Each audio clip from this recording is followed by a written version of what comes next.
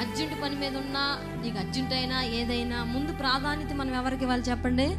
దేవునికి. డబ్బు యామోగం మీద మనం వెళ్తాం కానీ, డబ్బు సంపాదించుకోవాలని మనం అనుకుంటాం కానీ, ఒకవేళ నువ్వు సంపాదించిన డబ్బు నీతో ఉండదు. ఎందుకు ఉండదు? దేనికి ఉండదు? దేవునితో నీకు ఉన్న సంబంధాన్ని తెంచివేసిద్ది. ఎవరు చెప్పండి? ఎవరు? డబ్బు. డబ్బు అనే యామోకం. అనేకమైన యామోకాలు మనం చూడవచ్చు. డబ్బు అనే యామోకం, బంధువులు అనే యామోకం, రక్త సంబంధం అనే యామోకం, అదే సినిమాలనే యామోకం అనేది అనేకమని మనల్ని దేవునికి మనకు అనుబంధాన్ని తెంచడానికి అపవాది చూస్తూనే ఉంటుంది. అపనమ్మకం తీసుకురావడానికి, అల్ప విశ్వాసం మనలో పెట్టడానికి, దేవుని మీద నమ్మకం లేకుండా చేయడానికి. నీకేం చేశాడు దేవుడు? నీకేం కార్యం చేశాడు?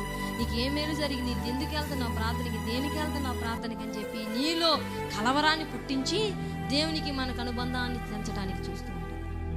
అనేక మంది నాతో చెప్పారు, నువ్వు